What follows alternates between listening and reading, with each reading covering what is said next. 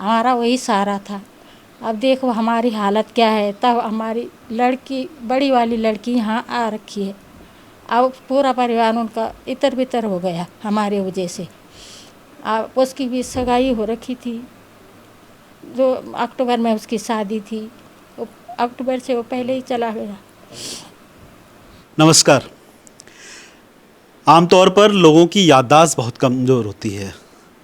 वो कुछ चीज़ों को इतनी जल्दी भुला देते हैं कि कई बार हैरानी होती है, ख़ासकर तब जब हम एक ऐसे राज्य में हैं जिसे सैन्य धाम कहा जाता है। आप में से बहुत सारे लोगों को सर्जिकल स्ट्राइक याद होगी, चाहे वो म्यांमार में हुई हो या पाकिस्तान के ऊपर जो पीओके में जो सर्जिकल स्ट्राइक हुई थी साल 2016 में। लेकिन उस सर्जिकल स्ट्राइक के या उन दोनों सर्जिकल स्ट्राइक के गुमनाम हीरो के बारे में आप में से कोई भी नहीं जानता है। उसके बाद एक और मुठभेड़ हुई जम्मू कश्मीर के कुपवाड़ा के केरन सेक्टर में, और ये मुठभेड़ हुई थी 5 अप्रैल 2020 को। इस मुठभेड़ में उत्तराखंड के 2 सपूतों ने शहादत दी थी। उसमें एक थे पैरा ट्रूपर अमित कुमार अणथवाल और दूसरे थे देवेंद्र सिंह राणा। इन 2 ने अपनी शहादत दी थी और इनको बाद में सेना मेडल भी दिया गया। लेकिन जो सबसे अहम बात है वो ये है कि हम अपने को ये तो कहते हैं कि हम सैन्य धाम में रहते हैं, लेकिन हम इस बात पर कभी ध्यान नहीं देते कि जो वो शहीद हैं उनके परिजन किस माहौल में रह रहे हैं या उनका क्या हाल है, वो इन दिनों क्या कर रहे हैं। कभी हम इसकी कोशिश नहीं करते ये जानने समझने की। इसी कड़ी में, क्योंकि मेरा जो चैनल है तीरंदाज लाइव, उसमें हमने कोशिश की है कि हम अपने जवान और किसान का हाल ज़रूर लेंगे, और उसी सीरीज़ में आज मैं हूँ अमित कुमार अणथवाल के घर पर। ये देहरादून का जो आउटर इलाका है, ये भाऊवाला का इलाका है। वैसे पौड़ी गढ़वाल के कपौलसी पट्टू के कोला के रहने वाले हैं, और ये घर भी अमित कुमार अणथवाल ने ही बनाया था अपने पेरेंट्स के लिए। उनको ये लगता था कि मेरे माँ बाप बुज़ुर्ग हैं, तो वो अगर ऐसी जगह पर रहेंगे तो यहाँ उनकी अच्छी केयर होगी, क्योंकि वो 4 पैरा स्पेशल फोर्स बटालियन में थे। अब आप उससे लगा सकते हैं कि वो कितना शानदार, एक जो कहते हैं ना कि एक पलटन थी जिसका एक अपना इतिहास रहा है। और अमित कुमार खुद भी दोनों सर्जिकल स्ट्राइक में शामिल थे। लेकिन जो सर्जिकल स्ट्राइक के बाद जब 2020 की ये बात है, केरन सेक्टर में जो मुठभेड़ हुई उसमें वो शहीद हो गए। अमित अपने पेरेंट्स के अकेले बेटे थे। उनकी 2 बहनें हैं, दोनों विवाहित हैं, और अब उनके माता पिता यहाँ देहरादून में अकेले रहते हैं। और अब वो उनकी अवस्था भी है, तो इस वजह से ही अब उनके जो बड़ी बेटियां उनको दिल्ली से यहाँ शिफ्ट होना पड़ा अपने पेरेंट्स की देखभाल के लिए। तो आप लगा सकते हैं कि जो शहीद परिवार होते हैं उनको किस तरह की जो होती है ना, कहते हैं कि हालात से गुजरना पड़ता है, और ख़ासकर ऐसे परिवार जहाँ उनका इकलौता बेटा हो उसमें। अब बात जिसके लिए हम आज इस परिवार से मिल रहे हैं, हमारे साथ नागिन जी हैं, हमारे साथ भगवती देवी जी हैं, और इसलिए भी कि इनकी एक इच्छा है। अप्रैल में अमित की शहादत को 3 साल पूरे हो गए, और इनकी एक इच्छा थी कि हमारा बेटा तो चला गया, उसने देश से जो वादा किया था, जो कसम खाई थी, उसने वो निभाई। लेकिन अब हमारी अवस्था है, लेकिन हम चाहते हैं कि उसका नाम कहीं ज़िंदा रहे, और उसके लिए उन्होंने एक सरकार से अपील की थी कि अगर उनके गांव में हो सके तो उनके गांव को जो सड़क जाती है उसका नाम अमित कुमार के नाम पर रख दिया जाए, या कोई स्मृति द्वार बना दिया जाए। लेकिन आश्वासन बहुत मिले, लेकिन उस पर काम नहीं हुआ। तो उनके पेरेंट्स से ही जानते हैं ये सारी बात। सबसे पहले तो मैं ये जानना चाहता हूँ कि जब ये शहादत हो गई, उसके बाद जब आपने अपनी ये इच्छा रखी कि हम चाहते हैं कि हमारे बेटे के नाम पर कोई सड़क बन जाए हमारे गांव में, या कोई स्मृति द्वार बन जाए, तो उसके बाद अब तक क्या हुआ? अभी तक तो कुछ तो हुआ नहीं। हमसे मुख्यमंत्री के पास भी गए, यहाँ के विधायक से भी मिले, यहाँ के प्रधान से भी सबसे मिले। सबने आश्वासन यही दिया कि उसके नाम से यहाँ रोड बन जाएगी या कोई हम उसके मतलब द्वारा कुछ बना देंगे, पर अभी तक हम उसके लिए कुछ यहाँ हुआ नहीं। आपने भी देख लिया कि रोड की हालत कैसी है, और सब कहते हैं कि आप अभी बनाएंगे, आप बनाएंगे, पर अभी तक कुछ हुआ नहीं। जिस दिन वो शहीद हुआ उस दिन आर्मी की गाड़ी नहीं आ पाई रोड पे, ऐसी हालत हो रखी रोड की। और उस दिन बोला था कि गांव में, तो हम तो अपने होश में भी नहीं थे, लेकिन उस समय बोला था मुख्यमंत्री जी ने, त्रिवेंद्र थे उस टाइम कि हम उसके नाम के स्कूल उसके नाम रखेंगे, रोड उसके नाम होगी, अब द्वार बनाएंगे। गणेश जोशी जी ने भी बोला था कि हम उसको उसका मतलब गेट बनाएंगे गांव में जहां उसकी जन्मभूमि है। लेकिन अभी तक हम डीएम से भी मिले हैं, इसी अभी अभी शुरू में मिले थे। अभी आप हाल में आशीष चौहान जी से मिले हैं जो इस समय पौड़ी के डीएम हैं।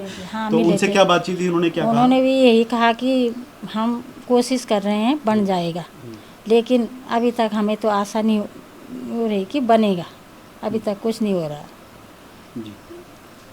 ना द्वार बन रहा, ना रोड बन रही, ना यहाँ की बन रही, कहीं भी ना, कुछ नहीं हो रहा। जी। हाँ। तो आप मौजूदा मुख्यमंत्री से भी मिले थे, उनको भी आपने ज्ञापन दिया था। और आपको गणेश जोशी जी से भी मिले, जो सैनिक कल्याण मंत्री हैं।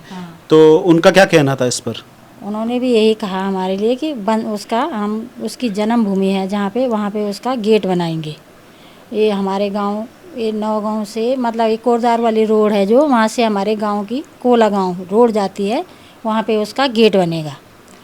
लेकिन अभी तक कुछ नहीं बना ना। अजय भट्ट उनसे भी मिले थे हम पौड़ी में, उन्होंने उसको साइन वो दिया था, सौर्य सामान पत्र वो दिया था, मतलब पौड़ी गए बुलाए थे उन्होंने हमें, सैन वहाँ मिला था। यहाँ गए हम गुनियाल गांव भी बुलाए हम, वहाँ भी गए हम। लेकिन गए तो सब जगह सम्मानित हर जगह हो रहे हैं, पर जो हमारी इच्छा है वो पूरी नहीं हो रही। जो हमारी इच्छा है, हमारा तो इकलौता बेटा था, हमारा वही सहारा था। अब देखो हमारी हालत क्या है। तब हमारी लड़की, बड़ी वाली लड़की यहाँ आ रखी है, अब पूरा परिवार उनका इतर बितर हो गया हमारे वजह से। अब उसकी भी सगाई हो रखी थी, जो अक्टूबर में उसकी शादी थी, अक्टूबर से वो पहले ही चला गया। जी। अमित शादी करने वाले थे, उनकी सगाई भी हो गई थी और अक्टूबर में उनको शादी करनी थी, लेकिन अप्रैल में जो मुठभेड़ हुई 2020 में केरन सेक्टर में, उसमें वो शहीद हो गए। सब कुछ तैयारी हो गई थी शादी की, उसने जून में छुट्टी आना था, लेकिन लॉकडाउन लग गया, उसकी वजह से वो नहीं आ पाया।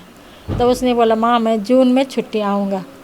तब सब शादी की मतलब आधी तैयारी हो गई थी। अक्टूबर में उसकी शादी थी, वो अप्रैल में ही चला गया। 4-5 अप्रैल 2020 में, जिस दिन मोदी के दिए जलने थे, उस दिन हमें उसकी शहादत की खबर मिली। लेकिन यहाँ से तो हमें पता नहीं चला। यूनिट की गाड़ी आई, वो हमें गांव ले गई, हमारे साथ उसके चाचा भी चाची भी गए गांव। हमें तब तक भी पता नहीं था, मुझे गांव जाके पता चला। ये तो गांव जा रखे थे, गांव जाके पता चला कि ऐसी बात हो गई। नहीं, उन्होंने कहा कि उसको गोली लगी हुई है, उसको लंच डाउन ला रहे हैं, वहाँ चलो उसकी देख रेख करने। लेकिन गांव तक भी मुझे पता नहीं था, ऐसी बात हो गई। जी। आप कुछ कहना चाहेंगे जब आपको ये सूचना मिली और उसके बाद? और दूसरी बात ये भी कि सेना की तरफ से आपके साथ लगातार संपर्क है, उनकी पलटन की तरफ से या सेना की तरफ से? नहीं, सेना की तरफ से भी पूरे सहयोग है, और हमेशा वहाँ से फ़ोन भी करते रहते हैं, पूछते रहते हैं। जो भी कोई छुट्टी आता है वहाँ बोलते हैं कि भाई उनसे मिल के आना, उनके हाल चाल हमको खबर देना। हमको देखने आते हैं, सब कुछ करने आते हैं, सम्मान समुद्री बुलाते हैं, जब भी वो कार्यक्रम होता है वो बुलाते हैं हमको। ऐसी कोई बात नहीं, सेना से हमें कोई सेना नहीं। पर यही है कि बस जो आश्वासन देते हैं मुख्यमंत्री वगैरह, विधायक वगैरह, वही इन्हीं से हमें थोड़ा वो है।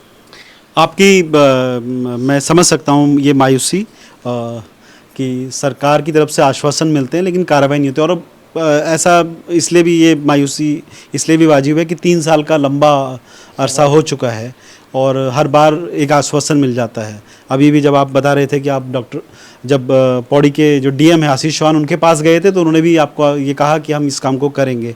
कुछ ऐसी बात हुई थी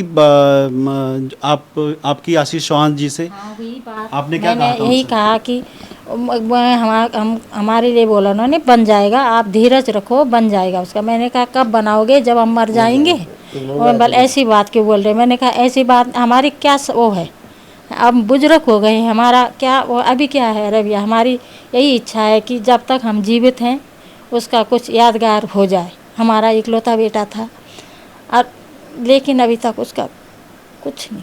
अभी उन्होंने भी अनुशासन दिया कि हो जाएगा, आप धीरज रखो, हो जाएगा। लेकिन उम्मीद तो नहीं है हमें कि करेंगे कुछ, सरकार कुछ करेगी, उत्तराखंड सरकार कुछ करेगी, ये उम्मीद नहीं है हमें। अमित जब पहली म्यांमार में जब स्ट्राइक की थी उसमें भी थे शामिल। हम अमित गढ़वाल राइफल में भर्ती हुए थे और उसके बाद वो वॉलंटरी, क्योंकि एसएफ में वॉलंटरी ही जाते हैं, और उसके बाद वो ट्रेनिंग के बाद 4th पैरा एसएफ में गए थे।